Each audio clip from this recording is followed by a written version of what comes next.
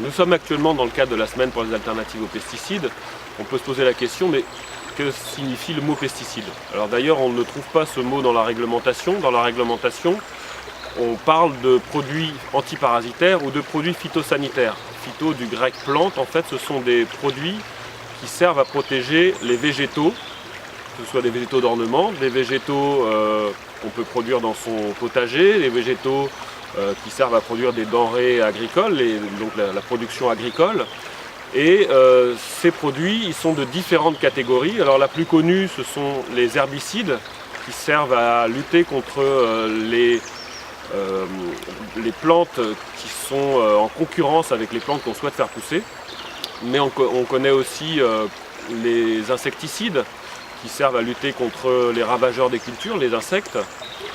Les fongicides qui servent à lutter contre les maladies à champignons, les molluscicides qui servent à lutter contre les escargots, les limaces, les grands ennemis du jardinier, ou encore les rodenticides qui servent à lutter contre les rongeurs.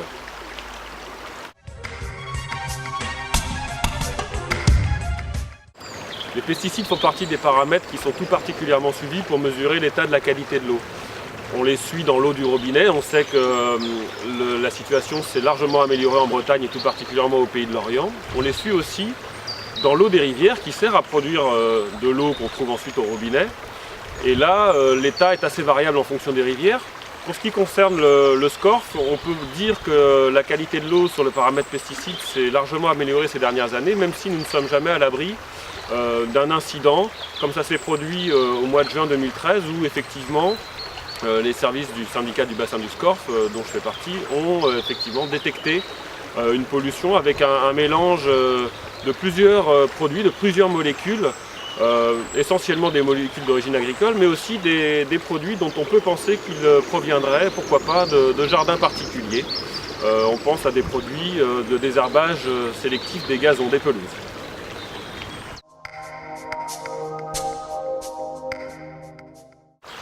Avec ces petits bidons de désherbants, on peut faire beaucoup de bêtises.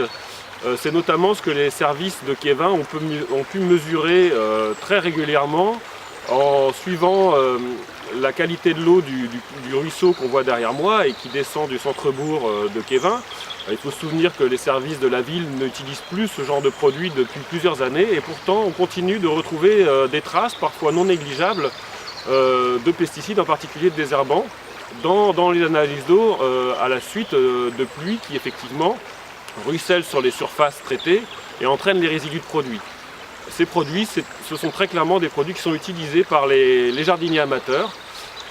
C'est pour ça qu'il faut effectivement prendre conscience des problèmes que ces produits posent pour la qualité de l'eau et faire des efforts pour adopter d'autres pratiques. On peut se rappeler que les professionnels, notamment les agriculteurs, les jardiniers communaux, quand ils en utilisent encore, c'est typiquement avec ce genre de masque qu'ils se protègent. On voit rarement les jardiniers amateurs en faire de même. Il faut prendre conscience que les pesticides sont dangereux en premier lieu pour la santé humaine, mais aussi pour la qualité des cours d'eau et de la vie qui se trouve à ses abords.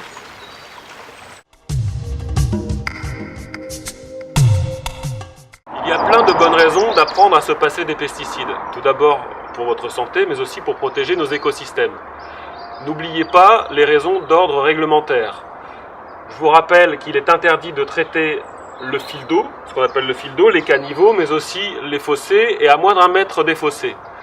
D'autre part, la ville de Kévin, comme un certain nombre d'autres communes, a mis en place un règlement de voirie qui oblige les riverains à entretenir leur bout de trottoir depuis le pied de mur jusqu'à la chaussée. Bien entendu, il est totalement interdit d'employer des pesticides. Voici un geste simple pour désherber devant chez vous sans polluer.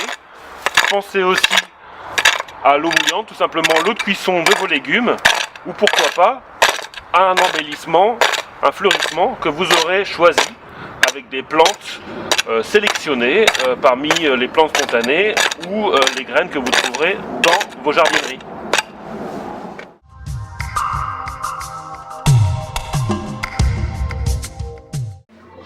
Alors, si comme le service espace vert de la ville de Quévin, vous avez décidé de mettre vous aussi au naturel pour limiter la pollution par les pesticides, nous vous encourageons à venir chercher conseil auprès des magasins qui participent à l'opération Jardiner au naturel, ça coule de source. On a 14 magasins spécialisés au Pays de Lorient qui participent à notre opération et qui sont à même de vous fournir du conseil pour trouver les bonnes solutions pour jardiner différemment.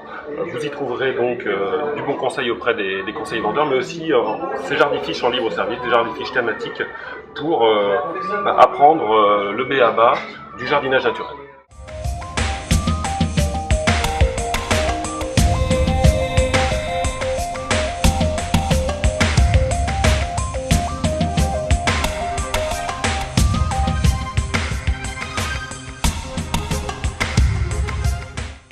Il faut savoir que toutes les déchetteries du Pays de Lorient sont équipées d'un local des déchets ménagers spéciaux. Les déchets ménagers spéciaux, ce sont tout simplement les peintures, les solvants, les piles, les lampes et bien évidemment les pesticides. Alors, vous voulez jardiner au naturel, vous avez bien raison. Vous voulez vous débarrasser de vos vieux produits qui traînent dans vos cabanons. Rien de plus simple, vous allez dans votre déchetterie, vous demandez à l'agent d'accueil qui vous indique où se trouve le local des déchets ménagers spéciaux, et puis tout simplement vous allez y déposer, comme je vais le faire maintenant.